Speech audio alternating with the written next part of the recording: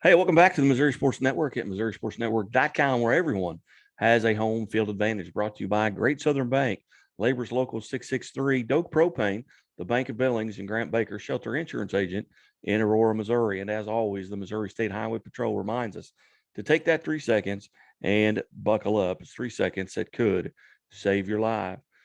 Well, we're going to change gears just a tad. Still talking about athletics, still talking about high school kids, still talking about colleges.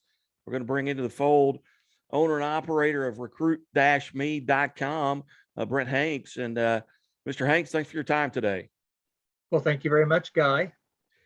You know, we got connected here a couple of weeks ago. I had a single mom call me asking about if I could help, get her son recruited to play college football. And I didn't really have that, I guess, set of tools in my toolbox, so to speak. And I said, but I know who does. And I reached out and we talked for a little while. And you said, hey, just send her here. My name and number is on it. My contact information. She can email me. She can mail me whatever she needs to have done. And she has since went to the site and downloaded some of the free stuff that's there. But first, Brent, how did you get involved with this? Well, I have a son. I have two sons. I got a son that's pitching for Northwestern up in Evanston, Illinois, and he's in his senior year, believe it or not. And then I've got a son that's currently a senior at Ozark, and he's wanting to play college baseball. So the day that Parker went through, signed his letter of intent with Northwestern in November his senior year, I remember coming home and thinking, man, that was fun. That was scary. We kind of knew what we were doing. We didn't know what we were doing. And at that time, I decided I wanted to take what we had learned through Parker's recruitment and try to teach local people how to go through the recruiting process and just get more educated on it. And as I did research on it, I found Recruit Me, got to know John Fugler, the founder of Recruit Me, and in about a year and a half, he wanted to retire. He had been doing it for 20 years, and his sons are grown, and so I ended up buying his assets and continuing Recruit Me as a recruiting education source. And it's recruit-me.com. What as you go on the page is right here behind me here on the screen. But there are resources, all kinds of resources, from free resources to your contact information to booklets that you can purchase. But there's also a 90-day money-back guarantee if you're not satisfied. Yeah, we have John developed a system called recruit-me.com or recruit-me 3.0 athletic scholarship system. It's normally $127, but I've got a special going for $99. And it's an online kind of self-serving recruiting system. It has a 200 plus page manual that walks you through 7 steps of the recruiting process.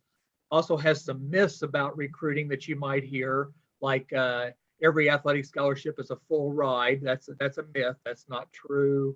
If I just go and play, the coaches will find me. That's a myth. That's not true unless you're LeBron James's son. Where it's probably not going to happen that way.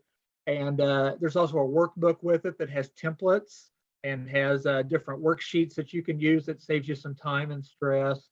There's also some videos that John did that I'm eventually going to transfer over to me so you can see my face instead of his, even though he's better looking. And there's also some audio stuff. So it's something to guide you through the recruiting process, basically starting your freshman year in high school. But if you're a senior right now, if you're a junior right now, you can still jump in. You just have to rush the process up just a little bit. Again, we're visiting with Brent Hanks, owner operator, recruit-me.com. And Brent, when we came out of high school, things were they, number one, they were a lot different. There was no huddle. It was reel to reel films. And that's probably not true, but VHS tapes that you would send, out to coaches, and they would have to actually come down and see you if they had time. And, right now there's just not a lot of time. So they kind of trust kind of the word of mouth, from your high school coaches or maybe someone that they know that's got a connection to you. But right now in this kind of atmosphere that we're living in, high school coaches, number one, with all the duties, responsibilities they don't have a whole lot of time to invest in that. And then number two, some of them I believe are just a little bit apprehensive to get involved in that process, either because maybe the student athlete goes and maybe they don't perform as maybe the high school coach uh, led them to believe, or maybe the student athlete goes and the school doesn't perform. Like the high school coach was, telling the student athlete, hey, you're going to go there and you're going to play, or the classes are great, things like that. Well, so high school coaches, I think, have kind of backed out of it a little bit. So this is a great tool. Well, then the parents and even the student athlete in some cases can kind of take control of where he wants to go. Yeah, and high school coaches are in a tough position because usually, a football season, if you're a high school football coach, well, the college season is going on. Basketball, every sport, usually the college sport is going on. So it makes it hard for the college coach to come and watch them play in a game. So that's where video comes in and so forth. And yeah, I think in the past, maybe high school coaches have stuck their neck out for a player and suggested that they go to a college, and it didn't work out. And then, you when you have that happen a couple times, you might back off.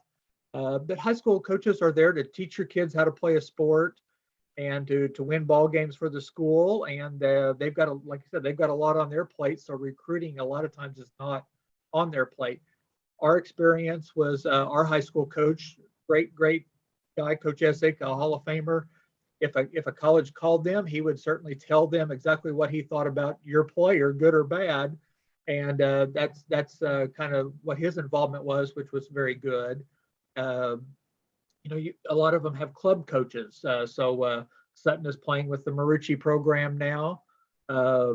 They have resources that we are using currently in his recruitment. So you have to use a lot of resources a little at a time, but I just don't think you can depend on one thing, like again, somebody just showing up to watch you play, or your high school or your club coach being the only person that gets a hold of people to help get you recruited.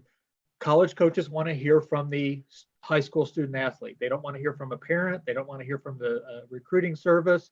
They want to hear from the kid that they're going to invest in and be married to for the next 2 to 4 to 5 years. And that's the way our system's kind of set up. Yeah, and it's very important on how you, as a student athlete at the high school level, how you interact, with your college coaches when they're asking you questions. And there's a lot of other things that go into it. And I don't know how much the Recruit-Me would address this, but your social media footprint is something that you student athletes have to be very conscious of, what they're doing on Twitter, what they're doing on Instagram, what they're doing on Facebook, and other social media aspects of that, because coaches will go in and they'll look. You can go, for example, and Dana Ford at Missouri State University, you go to his Twitter account and look at who he's following, and he's paying attention to what they're doing and what they're putting out there for public consumption. And I think even the high school kids have got to be very careful with how they interact socially. Yes, they do. And neither one of my kids are huge social media guys. So they didn't start posting a lot of stuff about their recruitment or about their social life. So we didn't have to worry about that at our household. But I do tell people, get in there and clean up that social media. The higher profile you are, the more they know who your girlfriend is, boyfriend is. They know who you hang out with. I mean, they're looking at that stuff because you're in competition with it. There's another kid out there just like you. There's another 6'1", girl that can spike a ball out there that is very similar to you. Who are they going to choose if one's going to be a possible problem and one's not? So you're in competition with a lot of other athletes out there to get a position on a team and get some scholarship money to play the sport that you love. Well, there's 6.5 million high school kids playing football right now across the country. There's only about 400,000 positions available at the college level, and there are a lot of college football teams out there from Division III, all in the NAIA. There's JUCO. There's all kinds of opportunities there, but less than 1% of these athletes are going to be able to play at the next level. You need to make sure that you've got all your T's crossed and your I's dotted. Yeah, and that's one of the parts of the recruit me education that we do. Is a lot of people know what Division One is. I mean, they turn on the TV every Saturday and they see 80 to 100,000 people in the stands for Ohio State or for Mizzou and for Arkansas, and so everybody knows what Division One is. If you've got a local Division Two, like we or Division One, championship level, like we do here at Missouri State, you might know that a little bit, but you're probably not dreaming of going to Missouri State or SBU. There's nothing wrong with those schools. So we try to tell people there are all these levels. There's Division One. There's actually two different football parts of Division One. There's like you said, Division Two, Division Three, NAIA, and junior college. If you are a college athlete, you are in the minority nationwide. So there's nothing wrong. My son right now is looking at NAIA schools. That's about the level of play that we think that he can go in and play his hopefully his freshman and sophomore year. So finding your level and again, not being embarrassed about playing Division III baseball or basketball or wrestling, because you're a college athlete and you get to experience a lot of stuff. My experience whenever I was in college was very good. Being a manager for the Bears under Coach Charlie Spoonhour, and then so far we've had a great experience with Parker at Northwestern, and Sutton sees that, my younger son. So he's looking forward to seeing the camaraderie that you have with the team, all the people that you meet, the travel, the swag that you get, and you can go on to a college campus. And there's nothing wrong with fraternities or sororities, but if you're on a team, it's awful nice to go and get on a campus and already know 30 people, 15 people that are your friends, and you don't have to struggle maybe as much socially. So there's just a lot of advantages to playing in college if you want to play. My experience has been over the last 25 years, having been involved as an athletic administrator at schools, having been on the sidelines in the dugouts, coaching, and having tried to help get kids recruited. Is a lot of times the parents may not understand the level that their student athlete is at, and I find that a lot in some of these club teams where those coaches are treating those players typically maybe more like customers than they are employees, because they're paying them and they'll say what they want. So maybe you've got someone on the outside or that you're paying that's maybe telling you, hey, you're a D1 athlete or you can do this. And in reality, then the parents spend all that money and then they get to that point of recruiting. It's like, well, how come Florida State's not knocking on our door? How come Notre Dame's not here? Where's Miami? Where's Oklahoma? Is that addressed? Is that something that you've had to address with, hey, first off, you have to realize the level, because 99% of parents have not played at that level and they don't understand what it takes. Yeah, and we start talking to kids and families their freshman year, and we do that because academics is very, very important in the in getting money. Again, you're probably not going to get a full ride scholarship, and we address that in our podcast and in the Recruit Me system. So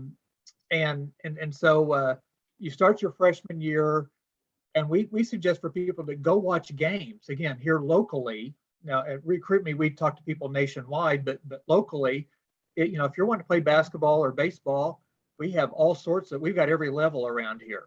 You can go watch Missouri Southern, you can watch SBU, you can watch C of O, you can watch Evangel, Missouri State, Drury, and go to a basketball game and sit by the court and see how fast the game is compared to what you're playing. See the size of the kids. So we use our freshman sophomore year because, especially male athletes, you're probably not getting recruited at too many sports if you're 5'10" and weigh 155 pounds. When you're a junior and you're 6'1" and weigh about 175, then you're kind of a prospect. And so we try to use our freshman sophomore year to go get educated on the level of play like you're talking about. And then people wonder a lot of times, is that, okay, I'm paying money during the summer to go play basketball or volleyball or baseball, and there's no coaches in the stands. Well, again, you're not a prospect probably, at that time. Coaches can't actually talk to you until you're a junior in most cases and in most levels. So we try to educate people on that and saying, okay, they're not looking at you right now. They're not recruiting the class of 2026 right now. They're trying to get 2022 and 2023. Now there are exceptions to that. Girls especially get recruited a little bit earlier a lot of times because they mature earlier. You can kind of see what you're going to get. But if you're in the Hanks family, you don't have a hair on your face until you're a senior. And so we don't know how big you're going to get and how strong you're going to get. So Parker left Ozark, about 6'1" and about 165, and now he's 6'2" and about 195. So, senior year in college. So you can change a little bit as you get on that meal plan up there in college. So yeah, the level of play, trying to figure that out is one of the harder things to do. You play on your club teams, and we've had an experience, luckily, where our coaches have been very honest with us and haven't told Sutton that he's a Division I, didn't tell Parker that he was a Division I. So we had to kind of feel our way around and find out we had to fish a little bit. We had to cast our net wide to 30 or 40 coaches. And then when we started getting responses back at that upper level D2 or NAIA, then we kind of knew what the level was. And sometimes that's not a lot of fun to do, is to send stuff to coaches and then basically either get no response and get ghosted, or them just say, no, you don't throw hard enough, or you're not big enough, or whatever your sport does, whatever skill level it happens to have. Sometimes it's not any fun for somebody to say, you're probably not at that level. It does one of two things. It gets you to the level that you want to be, or it makes you mad enough that you want to go up a level too, and maybe makes you work harder. So yes, that's part of our instruction, especially if you're in that freshman, sophomore year, is to chill out, become the best athlete that you possibly can, and then we'll start helping you figure out what level that you are by the responses that you get from coaches. Well, it's been my experience too, even when I was recruited, or when I was trying to get someone recruited, and I coached at the college level on the baseball side of it for a year, just as a kind of a GA situation. But I think some of the most important things are the classroom. Take care of your grades, because that's going to be the first question a coach is going to ask is, what's the GPA, what's his ACT score? Because if you're taking care of that, my coach, my father would always say, you can't just turn it on the field and turn it off in the classroom. And so I think that's a big part of it too, is I think they're starting to realize that now. But when I was coming through, we didn't. And I was a good student, had a good GPA, and had a good ACT. So I wasn't in that situation. But some of the other kids that I played with or played against that were as talented maybe as me, but they weren't getting looked at because of their test scores and their academics. Yeah, and one of the biggest shock looks that I get is when I talk to somebody and say, again, if you're a baseball player, or if you run track, you're not getting a full ride scholarship, because there's only 6 guaranteed full ride scholarships in NCAA or NAIA levels, and that's Division I bowl football. There's 85 scholarships available to a team. There's men's basketball. So if you get offered a Division I men's basketball scholarship, it is a full ride academically and athletically.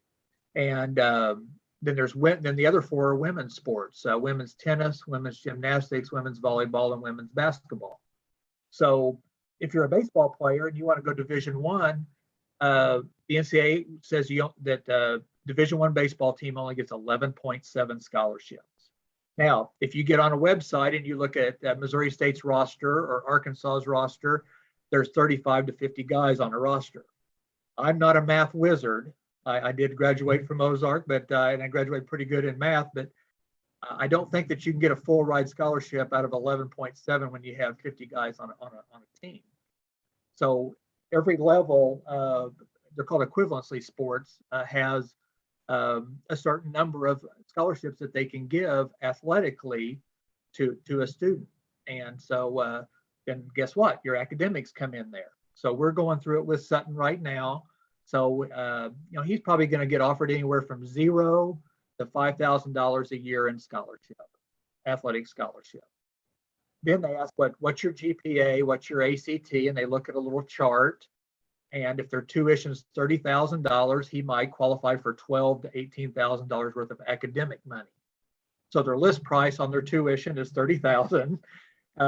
He qualifies because of his academics for say 15. So now it's going to cost him $15,000 to go there. Maybe if he's looking at one in Missouri, and because he's an A+ student at Ozark, instead of going to junior college and getting your junior college paid for, these 4-year colleges might give you a little bit of money. So he might get like $2,000 for being an A+, and then he might get $4,000 or $5,000 athletically. So we're still at $8,500 a year to go to that particular school, but the academics make up most of that scholarship. So Guy, guess when your GPA starts when you get into high school? First quarter of your freshman year? The first day of your freshman year. Okay. Yeah. So so that's what I try to tell people. I said, you got to, you don't want to dig a hole your freshman year and, not pay attention and be a 3.0 student and then you work your rear end off for the next 3.5 years or 4 years, and you get it up to 3.75. And that's, that may cost you $5,000 or $6,000 a year academic money. But academics are the biggest part of a scholarship. So when we talk about athletic scholarships, most of them are going to be academic. They're going to be merit-based, where you go and apply for scholarships, like the Finley River Scholarship Fund here in Ozark, or whatever school, the Rotary Scholarship, stuff like that. Those are stuff that you need to go out and start getting your junior and senior year and helping your parents out. What we find too, and my kids, we've talked to them about money. They don't care. God love them. They're 16, 17, 18 years old. My son just called and couldn't use the credit card at the gas station, so they don't understand money. So you say, go fill out this information for this $1,000 scholarship. Again, how do you expect a 17, 18-year-old to understand that how big an impact that is? So that's part of the parents having to take charge of being the backseat driver on all this, and guiding them through all the paperwork and pushing them through that kind of stuff. Again, we're visiting with Brent Hanks, owner operator at recruit-me.com. And Brent, as you are you available, like to let's say a school or a class wants to bring you in and talk, or maybe in an assembly or in some type of situation like that where parents and student athletes are there, maybe just even the student athletes? Is that something that you're available to do and are willing to do? Yes, and that was my original idea, was to do seminars and do free seminars. So I've developed I call it CARS 101, College Athletic Recruiting 101. And it's not, I don't try to teach you how to buy cars like I used to do. This is recruiting. So I've got an hour-long type of program that I would love to come to a group. If there's 5 or 10 families that would like to meet, or if it's athletic department and they're local and I can get to them pretty easily, I'd love to do that. I'm working on, I've got a lady from Virginia that I'm working on doing a deal like that through a webinar type of thing.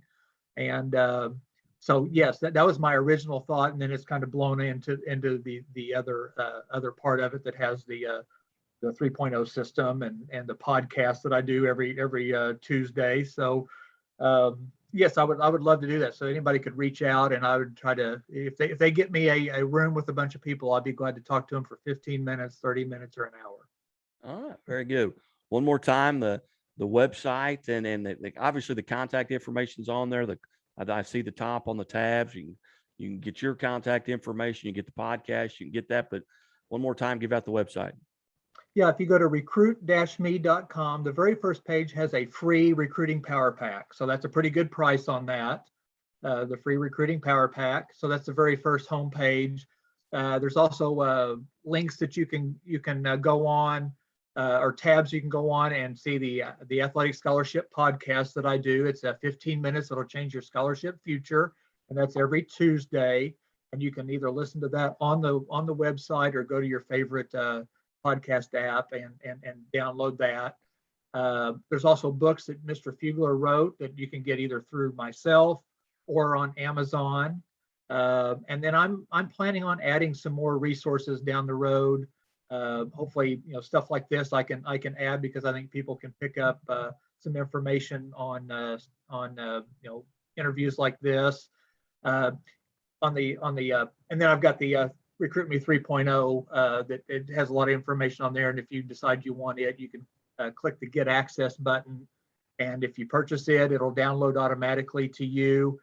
I'm available. I'm not charging anything for talking to people. I might do that down the road, because it seems like people will listen to you sometimes more when you charge them. But I don't really feel like I need to do that. I just, if you need a question answered, give me an email, give me a text, give me a call, and I'll try to help you a little bit. But most of it's in that Recruit Me 3.0 athletic scholarship system. The podcast, again, is great because you can listen to it while you're going to work, while you're mowing.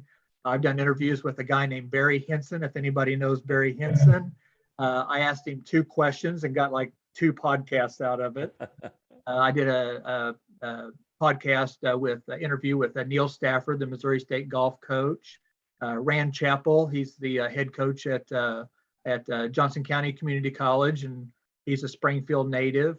I've got a couple parents that have kids that are playing in college, and I've talked to them about their recruiting process. So I try to do stuff that relate to our recruitment. I try to do stuff where I just go through definitions of recruiting terms. I mean, just try to, instead of you sitting there reading the NCAA.org website, I try to do it when you can listen to it going down the road a little bit. So I try to mix it up, and if there's anything that anybody would want me to cover for a podcast, I'd be, I'll take any ideas and I'll do some research on it and try to get the information out there to everybody locally and nationwide and worldwide. I have some people listen worldwide too. Well, outstanding. Well, Brent, hey, I certainly appreciate you being generous with your time here today, and we'll have to do this again and see what comes of it. But I've read through the material, and just like I mentioned, I talked to that single mom who husband was military and is no longer living, and she's just kind of panicked trying to get her son. And that was the first phone call I made. And you said, just send her my information. I'm willing to talk to her. And this is a fantastic opportunity for parents to learn about how to get, and in reality, if even if they're in the 7th or 8th grade, maybe just start making yourself familiar with it. Yeah, and I try to start talking to, again, people their freshman year, because that's when the academics start coming. But I just did a podcast talking about do I really want to play college sports, and how many times that my son has probably asked himself that, and how you have to recommit yourself every year and maybe every day and every month, and it's college sports is not easy, and you played, you've been around it, and it's a commitment, but it also gets big rewards if that's what you want to do. And even if you do all this research that we talk about and you decide not to play, at least you've done research on colleges and have an idea where you might want to go. Rather than just graduating from college and saying, oh, I guess I'll just go to the local one, and just because I hadn't done any research. So I think it has benefit for anybody, whether you're a student athlete or just a regular student at a high school. Yeah, you bet. Hey, well, Brent, we certainly appreciate your time today, and we'll be back in touch, I'm sure. Thank you very much, Guy. Thanks for the opportunity. You bet. You're listening to the Missouri Sports Network at MissouriSportsNetwork.com, where everyone has a home field advantage. Keep it right here.